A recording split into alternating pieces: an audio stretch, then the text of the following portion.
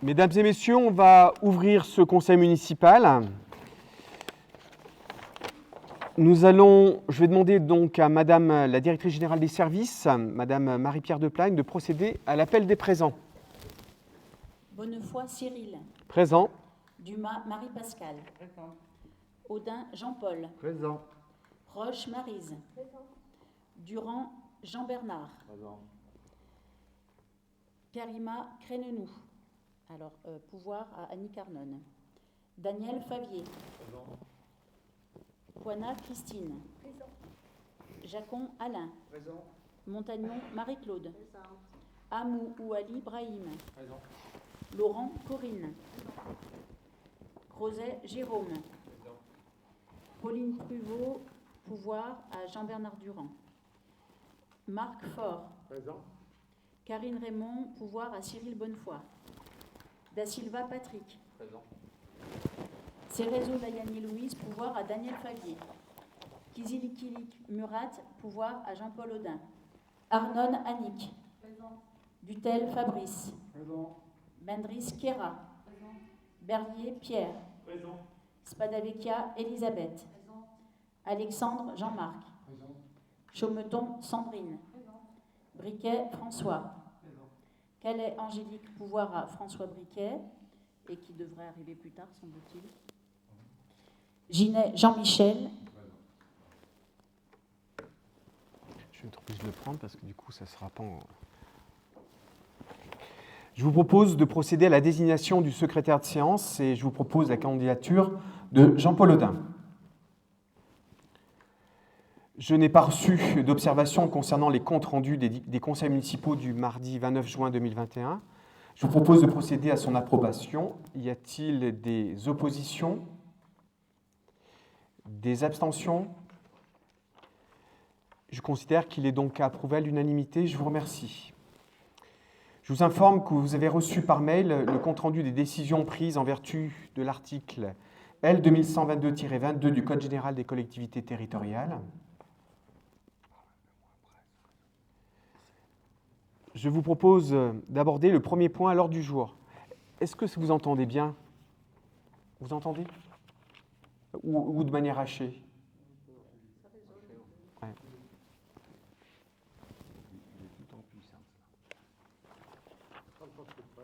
Ouais. Matin, il est en train de le régler.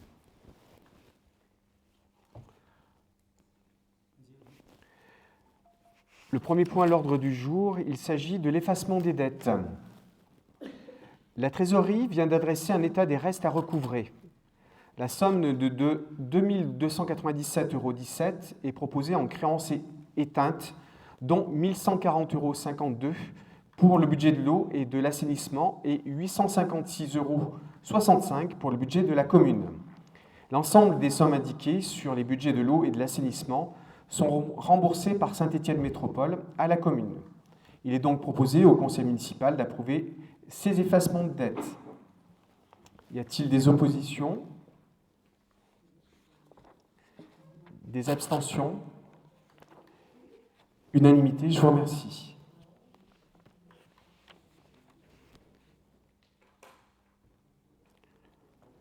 Le point 2, c'est Alain Jacon qui va le porter. Il s'agit de la convention avec l'amicale laïque de la Ricamarie, section basket.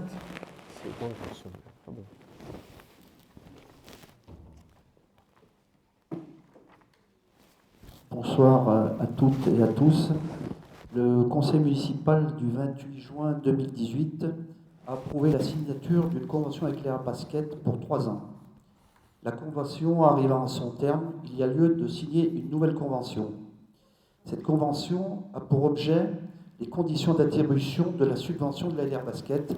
En effet, conformément au décret numéro 2001-495 du 6 juin 2001, dès lors que la subvention dépense le montant de 23 000 €, la commune est tenue d'établir une convention avec l'association bénéficiaire.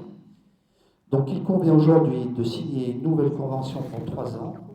L'Air Basket bénéficiant pour l'année 2021-2022 d'une subvention de 35 786 €, compte tenu de son évolution au niveau régional, pour 3 équipes, Il est proposé au conseil municipal d'approuver cette nouvelle convention et d'autoriser monsieur le maire à la signer, ainsi que tout document à cet effet.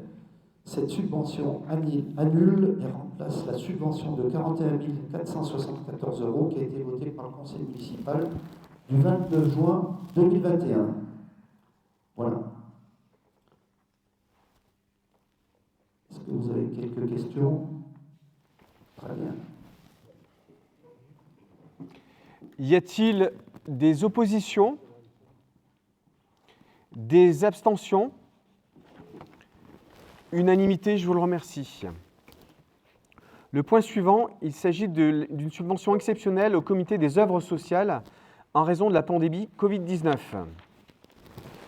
Il est proposé au conseil municipal d'attribuer une subvention exceptionnelle au comité des œuvres sociales de 15 400 €, soit 100 € par agent.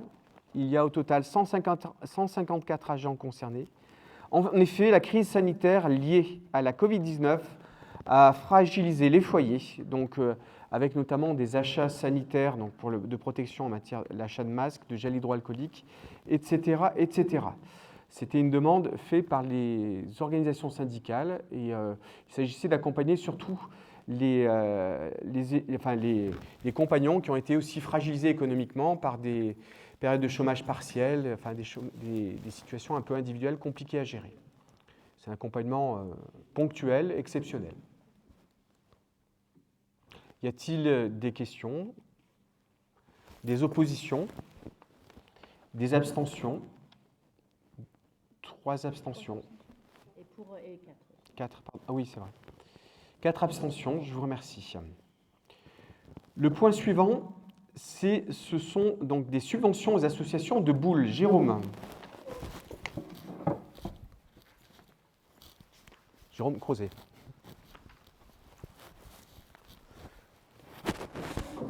Bonsoir à toutes et à tous. Proposé au conseil municipal d'attribuer les subventions suivantes aux associations de boules dans le cadre de travaux.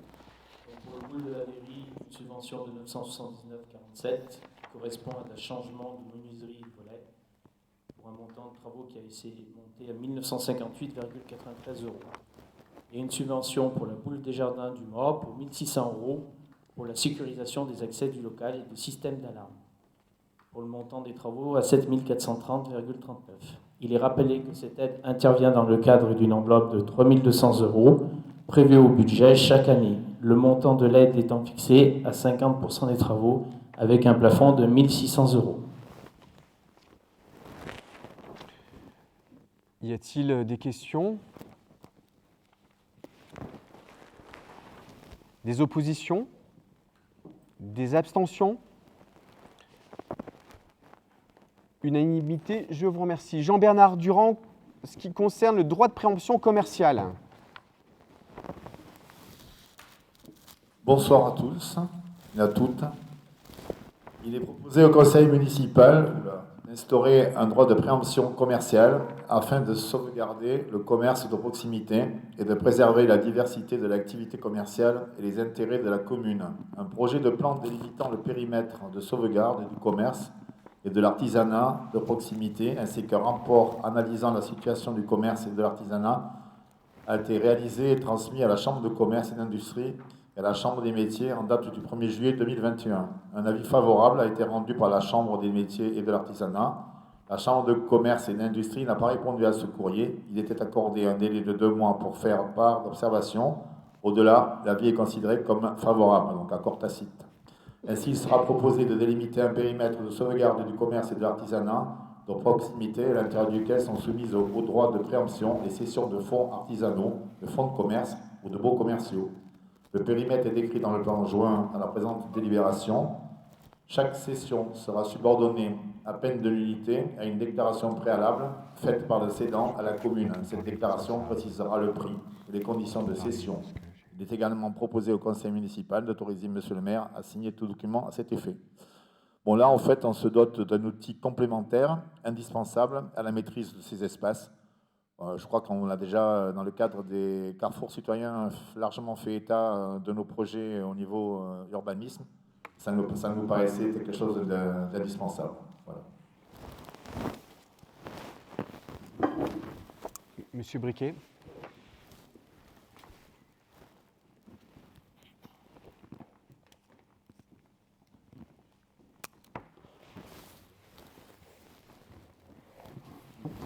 Bonsoir à toutes et à tous. Juste une petite question. Pourquoi aujourd'hui, maintenant, 2021, et pourquoi ça n'avait pas été fait avant? Parce qu'en fait, au cours d'événements récents, il s'est avéré que ça pouvait être quelque chose d'intéressant et que ça pouvait nous apporter une sécurité et une maîtrise plus forte, plus aisée sur ces biens-là, et notamment sur les commerces. Bon, je crois avoir déjà dit qu'on a envisagé d'agir à partir de notions d'urbanisme pour régler un certain nombre de problèmes qu'on connaît sur la commune. Et la maîtrise des fonds commerciaux, de leur vente et éventuellement des acquéreurs peut être un atout et quelque chose, je vous ai dit, de non négligeable. Voilà. Simplement. Je pense que c'est les faits qui conduisent à prendre certaines décisions. Sans rentrer plus dans le détail, je pense que c'est assez explicite ce que je viens de dire. C'est très explicite, c'est juste le fait que pourquoi il y a 3 ans, 5 ans, 10 ans, on ne l'avait pas fait au préalable, pourquoi on a attendu tout ce temps pour en arriver là? Parce qu'il y a 3 ans, 5 ans, 10 ans, on espérait encore, je pense, du rôle de l'État. Voilà. Et qu'aujourd'hui, on essaye d'agir seul et d'essayer d'imaginer qu'on peut peut-être arriver à trouver des solutions. Il s'agit aujourd'hui d'avoir une approche cohérente du territoire. Non, mais j'aime la réponse. Ouais. J'aime la réponse. Ouais. J'aime la réponse. Je vous le dis très honnêtement, j'aime la réponse. D'autant plus que c'est une proposition qu'on avait faite de l'opposition, donc on peut être que d'accord avec votre choix. Par contre, attention, c'est quand même très très dangereux parce que lorsque vous allez coopter certains bâtiments ou certains commerces, il faudra bien faire attention que ces commerces soient viables et soient repris par des personnes compétentes et qui correspondent à un ajout, à un plus à votre tissu commercial. Ça, c'est très très important. Alors moi, je vais vous répondre. L'objectif, c'est pas celui-là. Hein. On n'a pas l'intention de s'imaginer demain être capable de gérer et d'organiser une activité commerciale. Le but, il est de venir acquérir un commerce, un fonds de commerce, pour éviter certaines dérives, et en aucun cas de l'exploiter. C'est en fait arrêter l'activité commerciale sur certains lieux, simplement. Là, je pense avoir été très clair. Il n'y a pas lieu du tout de se poser la question de savoir si on est en capacité ou pas en capacité de gérer ou de mettre à la place un gérant ou quoi que ce soit. Ça pourrait, mais ce n'est pas l'objectif. C'était le sens de la réponse que je voulais faire. C'est une approche bien plus large qu'on l'imagine, avec la volonté de reconquérir le centre-ville, de découvrir l'Ondaine jusqu'en haut, de casser le dynamisme un peu urbain comme il est pensé aujourd'hui, de renaturer la ville. L'idée, c'est que demain, on aura un peu la main sur ce commerce et peut-être qu'on pourra agir sur une variété commerciale sur le centre-ville. Aujourd'hui, l'état actuel ne nous permet pas d'espérer ça. Mais on veut avoir la main sur ces espaces-là, peut-être pour demain. Mais pour le moment, on a peu d'espoir à ce qu'il y ait des perspectives à court terme. Si toutefois ça se présenterait, on ne fermerait pas la porte, bien évidemment. Mais dans l'immédiat, on est dans cette volonté de rénovation urbaine complète, et y compris commerciale, dans un délai plus ou moins long terme. Voilà. S'il y a des murs ou des fonds de commerce à acheter, vous risquez de débourser pas mal de pognon. Parce qu'il y a pas mal, et c'est vrai que l'aspect commercial, c'est plutôt bon chez nous. Ouais. Non, mais on achète. Enfin, le problème de la dérive financière, quand on préempte, on achète au prix auquel aurait acheté un commerçant éventuel. Nous, on ne fait pas de surenchère là-dessus. Donc on se cale sur le prix qui est proposé. C'est ça hein, l'idée. Voilà. Je mets aux voix, y a-t-il des oppositions? A priori non. Des abstentions? Je vous remercie. Point suivant, toujours Jean Bernard, acquisition et cession de parcelles au 31 rue d'Orient. Il est proposé au conseil municipal d'approuver la vente et l'acquisition à intervenir avec Madame Martin, Angèle, située au 31 rue d'Orient.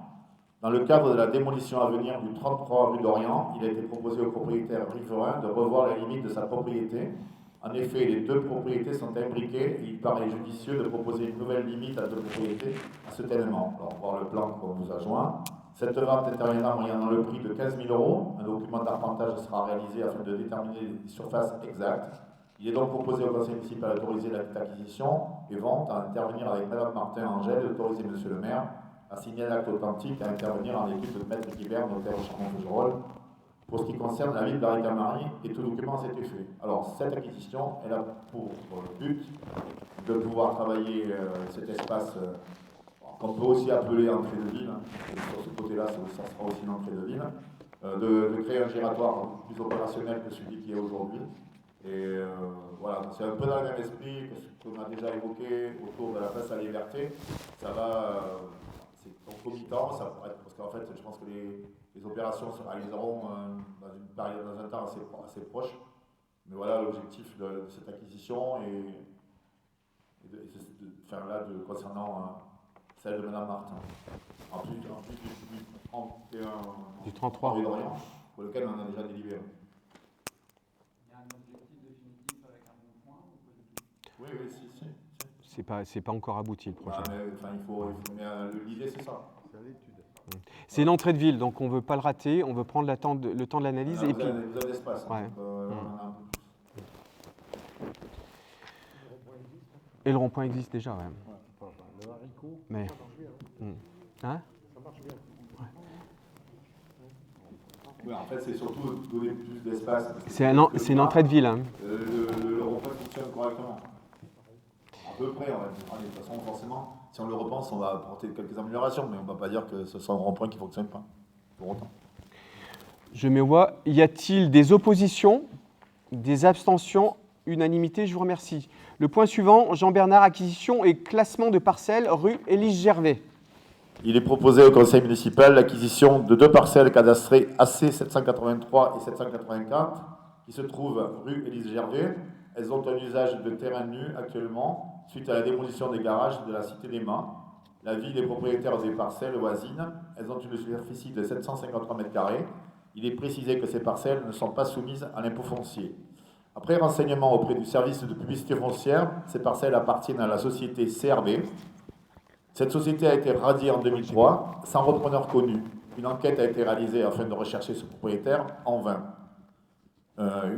En fait, ce qui s'est passé, c'est que lors de la production, dans le cadre de cette situation-là, de l'entreprise qui en fait est en liquidation, traditionnellement, il y a la production de créances, donc avec les actifs et les passifs, et cet actif-là, il a été totalement omis. Donc de ce fait, on se trouve dans le cadre d'une procédure d'acquisition de biens sans maître et qui a été mise en œuvre afin que la ville en devienne propriétaire. Un arrêté a été pris, notifié, publié, afin de constater la vacance du propriétaire le 18 mars 2021. Aucun propriétaire ne s'est fait connaître dans le délai de 6 mois. Il est donc proposé au conseil municipal que la commune s'approprie ces parcelles dans les conditions prévues par les textes en vigueur. Monsieur le maire sera chargé de prendre l'arrêté constatant l'incorporation dans le domaine communal de ces parcelles. Il est de plus demandé au conseil municipal d'autoriser monsieur le maire à signer tous les documents et actes nécessaires à cet effet et à s'acquitter des frais d'enregistrement des actes notariés. Alors derrière cette acquisition, il y a un projet, on va dire, de mini-lotissement, mais en gros de 4 parcelles. 4 parcelles. Et aujourd'hui, ces 4 parcelles, elles ont déjà un certain nombre d'acquéreurs potentiels qui se sont manifestés. Et il y a une liste d'attente déjà, hein, largement. Et là, par rapport à cette même, je reviens toujours, excusez-moi, je suis sincèrement désolé, mais c'était en 2003. Est-ce qu'il n'y a pas une étude qui serait à faire sur la Ricamarie pour des parcelles qui seraient dans le même état, qui seraient vacantes et qui seraient à reprendre et sur la totalité de la génération précédente? C'est une situation exceptionnelle. Hein. Quelque part, c'est quasiment loupé. Hein, je vous disais, l'historique, c'est qu'une société qui tombe en liquidation, la logique, elle veut qu'on produise des créances, enfin, pour dédommager en fait, les créanciers, qu'on recherche les actifs, et cet actif-là, il a été omis. Donc voilà, c'est vraiment quelque chose. Les biens sans maître, ça reste quelque chose de rare. Je mets aux voix. Y a-t-il des oppositions? Des abstentions? Unanimité, je vous remercie. Toujours Jean Bernard, l'adhésion au service du système d'information géographique web Géoloire 42.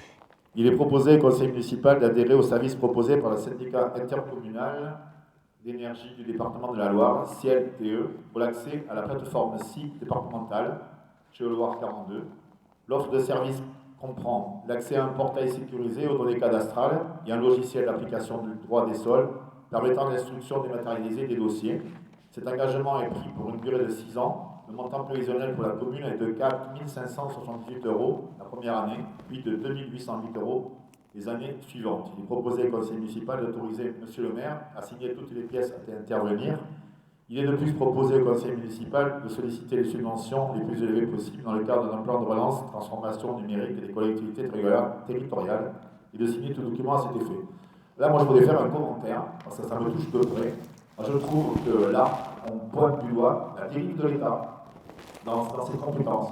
Le SIG, les données cadastrales, c'était l'État qui les détenait. C'était le service des finances publiques qui en avait la maintenance, qui détenait ce fichier. Moi, je trouve, quelque part, je ne savais pas ça, quelque part scandaleux, qu'aujourd'hui, une société qui s'appelle Ciel nous vende un produit qui appartenait autrefois à l'État, il n'y a pas si longtemps que ça. Je voulais insister là-dessus.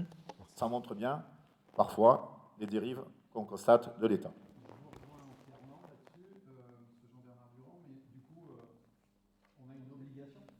Oui, oui, oui. C'est une obligation. Ouais.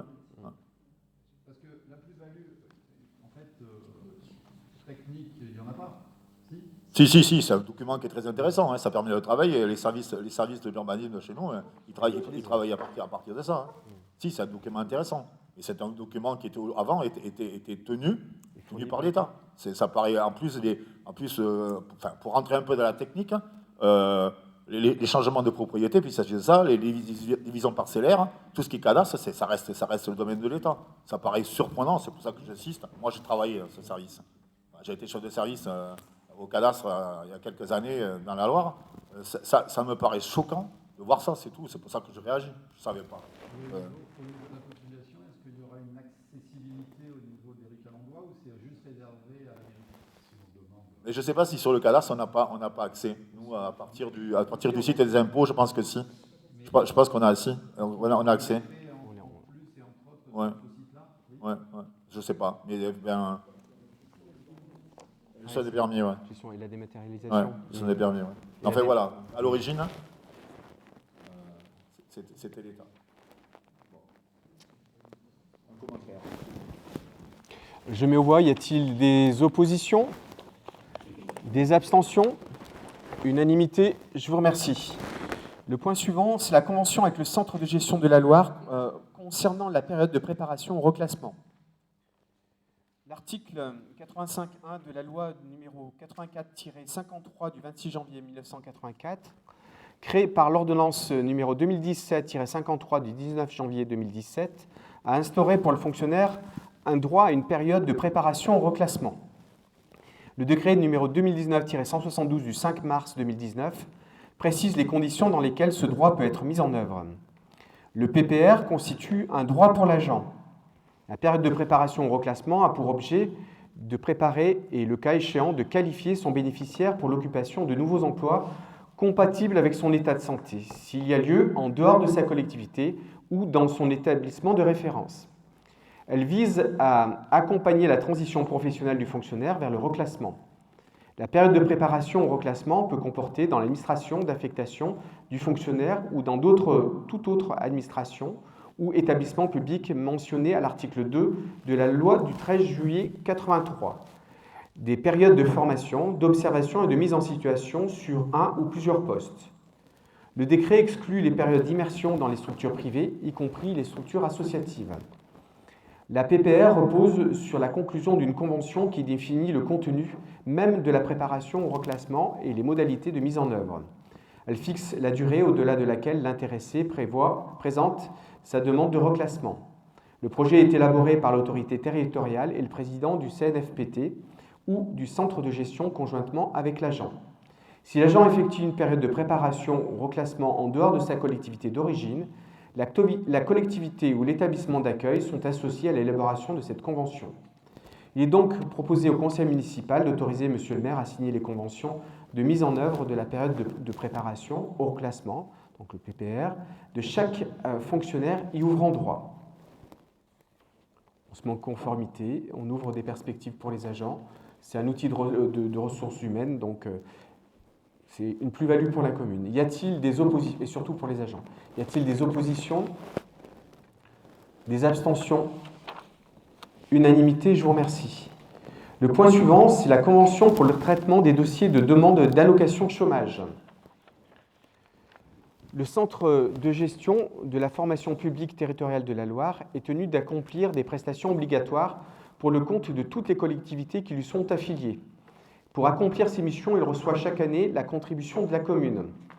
Le CDG 42, par le biais d'un conventionnement avec le centre de gestion de Charente-Maritime, qui a développé une expertise dans ce domaine, propose d'assurer le traitement des dossiers de demande d'allocation de chômage pour le compte de la commune dans le cadre de ruptures conventionnelles signées avec des fonctionnaires. Une convention soumise à approbation a été rédigée et liste les différentes prestations proposées. Un tarif unitaire pour chacune des prestations est indiqué dans notre note de synthèse. Cette convention prendra effet dès sa signature par les deux parties et se terminera le 30 juin 2026. Elle sera mise en œuvre au moyen d'une lettre de commande pour chaque demande par la collectivité. Il est donc proposé au conseil municipal d'approuver la convention à conclure avec le centre de gestion 42 pour le traitement des dossiers de demande d'allocation de chômage de la commune conformément à l'annexe 6 juin. D'autoriser Monsieur le maire à signer la convention ainsi que toutes les lettres de commande pour la mise en œuvre de la dite convention. Je mets au vote s'il n'y a pas de questions. Y a-t-il des oppositions? Des abstentions? Unanimité, je vous remercie. Le point suivant, c'est la modification du tableau des effectifs. Donc, je vous laisse le soin de prendre information. En plus, il y a un poste à temps complet. En moins, il y a un poste à temps complet d'adjoint technique pour un poste d'agent de maîtrise. Donc, c'est une évolution de carrière pour un agent. Au niveau de la création de postes d'adjoint technique territorial, il y a un poste en moins à 24 heures, donc un temps non complet d'un poste à temps non complet, et il y a la création de 3 postes à temps complet. Il s'agit donc d'un poste d'ATSEM et de 2 postes qu'on avait annoncés par rapport à des besoins qu'avait la commune, notamment en matière de nettoiement, donc du service voirie, et de gestion des espaces verts. On l'avait annoncé lors d'un conseil municipal, me semble-t-il. Oui, lorsqu'on avait présenté le compte administratif, me semble-t-il. Y a-t-il des oppositions? Des abstentions? Unanimité, je vous remercie. Je vais laisser le soin à Annick de présenter le point suivant, l'aide au financement du poste adulte relais, un tissage coloré.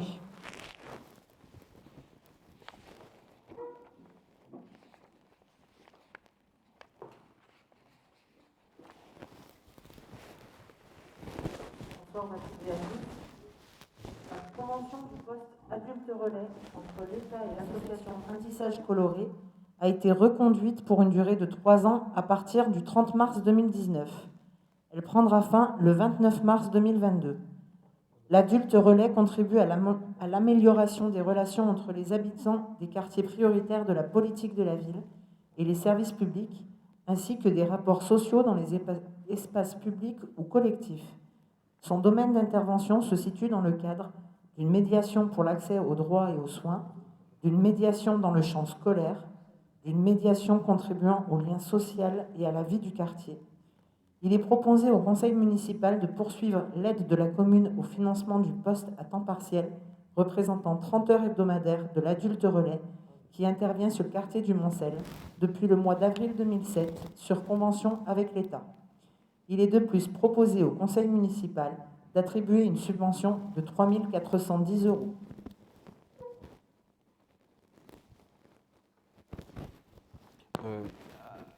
Monsieur Briquet, attendez.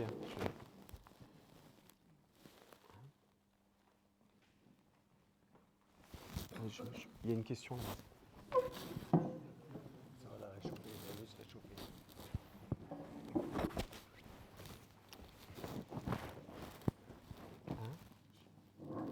Il est pas bon en ce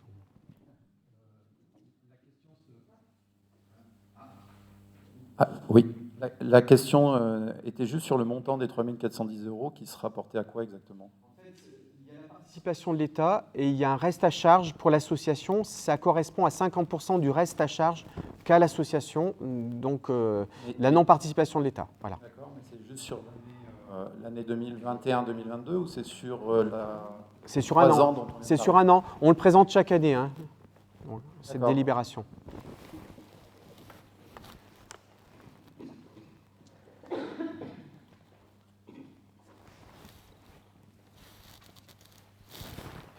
Je me vois, y a-t-il des oppositions, des abstentions? Unanimité, je vous remercie. Annick, à nouveau. Il s'agit de la convention de gestion des populations félines sans propriétaire sur la commune de la Ricamarie. Ce n'est pas des tigres, rassurez-vous, ni des lions, ni des guépards. Le Conseil municipal du 29 juin 2021 a approuvé une convention avec l'Association de protection animale Chagéric et la clinique vétérinaire de la Vallée-sur-Ménie concernant la mise en place d'une action de régulation de la population féline sans propriétaire ou sans détenteur, vivant en groupe dans les lieux publics de la commune. Il convient de signer pour les mêmes raisons une convention supplémentaire avec la clinique vétérinaire Michelet du Chambon-Feugerolles, ainsi qu'une convention avec le cabinet vétérinaire de Saint-Genès-Malifaux. Les honoraires sont fixés conformément à ceux indiqués dans les conventions propres à chaque clinique vétérinaire et réactualisés chaque début d'année selon la variation de l'indice ordinaire. Les présentes conventions prendront effet à compter du 1er juillet 2021 pour une durée de 3 ans renouvelable. Il est donc demandé au Conseil municipal d'approuver la convention à intervenir avec l'association Chagéric et la clinique vétérinaire Michelet du Chambon-Feugerolles et la convention à intervenir avec l'association Chagéric et le cabinet vétérinaire de Saint-Genès-Malifaux concernant la gestion des populations félines sans propriétaire sur la commune de la Ricamarie et d'autoriser Monsieur le maire à signer tout document y afférent. Merci Annick.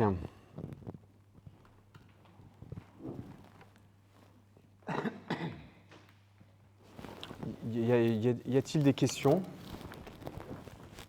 En Non. fait, il faut que ça consiste par la stérilisation et l'accueil aussi. Il y a un refuge et quelque chose comme ça. Alors, la directrice de cette association a accueilli des chats pour les faire stériliser. Maintenant, elle commence à manquer de place. Donc, elle demande beaucoup de bénévolat pour pouvoir accueillir un chat qui serait en soins de stérilisation. Elle demande un petit coup de main. Et alors, de plus en plus, il y a des affiches qui commencent à se voir un petit peu sur la commune. Et après, une fois que les chats sont stérilisés, ils sont remis sur leur endroit de vie. Moi, je trouve chat important.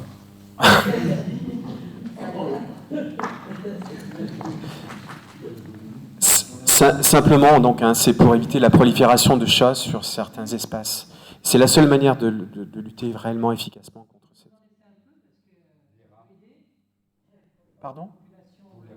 Ouais. Ah oui. Bon, on les relâchera dans ces quartiers-là, peut-être.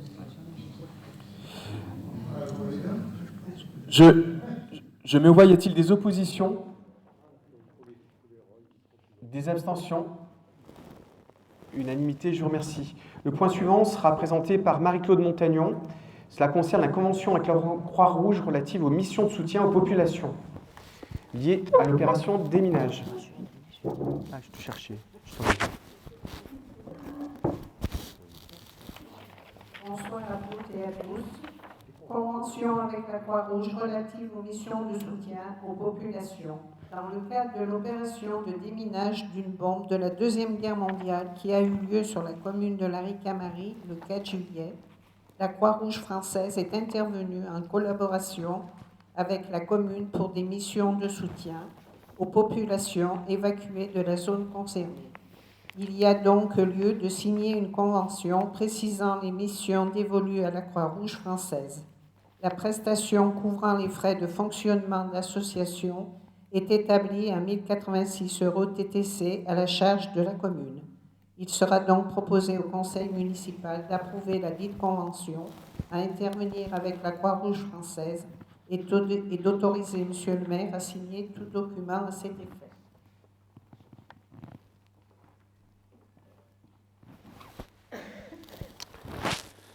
Je vais mettre aux voix. Donc c'est une opération qui s'est déjà déroulée, bien déroulée, puisqu'on a eu de très nombreuses félicitations quant à l'organisation de ce déminage. Y a-t-il des oppositions? Des abstentions? Unanimité, je vous remercie. Le point suivant, c'est la convention constitutive de groupement de commandes entre les villes de la Ricamarie, du Chambon-Feugerolles et de Firminy pour l'élaboration d'un diagnostic et d'un accompagnement dans le cadre de la signature d'une convention territoriale globale, la CTG, avec la Caisse d'allocation familiale. Le conseil municipal du 30 mars 2021 a approuvé la démarche partenariale avec les villes du Chambon-Feugerolles et de Firminy pour la mise en œuvre d'une convention territoriale globale auprès de la Caisse d'allocation familiale Loire. À cet effet, il a été acté d'une part le besoin de réalisation d'un diagnostic territorial ayant pour objectif la définition d'un projet social de territoire, d'autre part un accompagnement pour la mise en œuvre des préconisations issues du diagnostic pour lesquelles un bureau d'études sera recherché en fonction d'un cahier des charges défini conjointement avec les autres communes du périmètre établi. Il y a lieu de mettre en place une convention de groupement de commandes entre les villes de la Ricamarie, du Chambon-Feugerolles et de Firminy, visant à en conclure avec le même prestataire un contrat bénéficiant à chaque membre du groupement. La ville de Firminy est désignée coordinatrice du groupement de commandes, sera chargée à ce titre d'organiser l'ensemble des procédures de consultation et assumera le paiement des factures. Les autres membres du groupement s'acquitteront de leur quote-part par remboursement à la ville coordinatrice au prorata du nombre d'habitants, ce dès l'émission du ou des titres de recettes correspondants émis par la ville de Firminy. Il est donc proposé au conseil municipal d'approuver la convention constitutive de groupement de commandes pour la réalisation d'un diagnostic et ingénierie, donc l'accompagnement entre les villes de Firminy, du Chambon-Feugerolles et de Firminy et de la Ricamarie. D'approuver la désignation de la ville de Firminy comme coordinatrice du groupement de commandes, de donner tout pouvoir à Monsieur le maire ou à son représentant à prendre toutes les mesures ainsi qu'à signer tous les documents nécessaires à la mise en œuvre de la présente délibération. Donc c'est simplement la continuité de ce rapport, enfin ce travail commun avec les autres villes de la Vallée Londaine, puisqu'il va y avoir un CTG qui sera intercommunal, alors que jusqu'à maintenant, c'était un rapport individuel avec la Caisse d'allocation familiale. Donc c'est une démarche un peu nouvelle. Y a-t-il des oppositions? Des abstentions? Unanimité, je vous remercie. Jean-Paul, cela concerne une nouvelle fois une convention. Il s'agit ce coup de la convention constitutive d'un groupement de commandes de maîtrise d'œuvre avec Saint-Étienne Métropole pour l'aménagement de la place de la Liberté et de la rue d'Orient à la Ricamarie. Bonsoir à toutes et à tous. Donc, dans le cadre de l'aménagement de la place de la Liberté et de la rue d'Orient, il convient de signer une convention avec Saint-Étienne Métropole pour la constitution d'un groupement de commandes pour le choix du maître d'œuvre. Le montant estimatif total des travaux retenus dans le cadre de cette présente convention est de 599 980 € hors taxes, répartis comme suit: 481 810 € hors taxes pour Saint-Étienne Métropole et 118 170 € hors taxes pour la ville de la Ricamarie. Les honoraires de maître d'œuvre sont estimés à 60 000 € hors taxes, soit 48 180 € hors taxes pour Saint-Étienne Métropole et 11 820 € hors taxes pour la ville de la Ricamarie. Il est donc proposé au conseil municipal d'approuver la convention constitutive d'un groupement de commandes de maîtrise d'œuvre pour l'aménagement de la place de la Liberté et la rue d'Orient. Il est de plus proposé au conseil municipal d'autoriser Monsieur le maire à signer tout document s'y rapportant. Alors, ces sommes paraissent un peu disproportionnées, c'est-à-dire que la Ricamarie ne paierait moins que Saint-Étienne Métropole, mais dans les faits, c'est la Ricamarie qui paye la partie de métropole, puisque ça fait partie des compétences qui sont montées, et cette partie est retenue sur notre allocation compensatrice de la taxe professionnelle. Donc c'est simplement un jeu d'écriture, mais voilà. Ouais. Et sur l'enveloppe voirie. Voilà. Donc je mets aux voix. Y a-t-il des oppositions? Des abstentions? Unanimité? Je vous remercie. Le point suivant, c'est Jean Bernard. Cela concerne la dérogation à la règle du repos dominical des salariés des commerces du secteur automobile. La loi 2015-1990 du 6 août 2015, dite loi Macron, a modifié l'article L. 3132-26 du Code du travail relatif aux ouvertures dominicales de commerce accordées par le maire. Désormais, le nombre de dimanches travaillés dans les établissements de commerce de détail où le repos hebdomadaire a lieu normalement le dimanche ne peut excéder 12 par an. La liste doit être fixée avant le 31 décembre pour l'année suivante. La décision du maire doit être prise après avis du conseil municipal, des organisations d'employeurs, des salariés intéressés. Lorsque le nombre de ces dimanches excède 5, après avis conforme de l'organe délibérant de l'établissement public de coopération intercommunale à fiscalité propre dont la commune est membre, c'est-à-dire Saint-Étienne Métropole. Après sollicitation des représentants des marques automobiles par le Conseil national des professions de l'automobile, il ressort un consensus pour l'ouverture de leurs établissements pour les 5 dimanches suivants, le dimanche 16 janvier 2022, le 13 mars 2022, le 12 juin 2022, le 18 septembre 2022 et le 16 octobre 2022. Il est proposé au Conseil municipal d'émettre un avis favorable à la liste des dimanches de l'année 2022 pour lesquels une dérogation au repos dominical sera accordée selon le calendrier prévisionnel ci-dessus.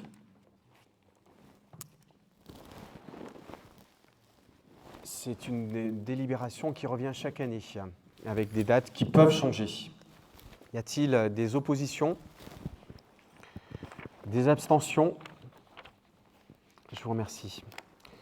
L'ordre du jour du Conseil municipal est clos. Je vous remercie de votre présence, de l'intérêt que vous portez à notre commune, et puis je vous souhaite une bonne soirée.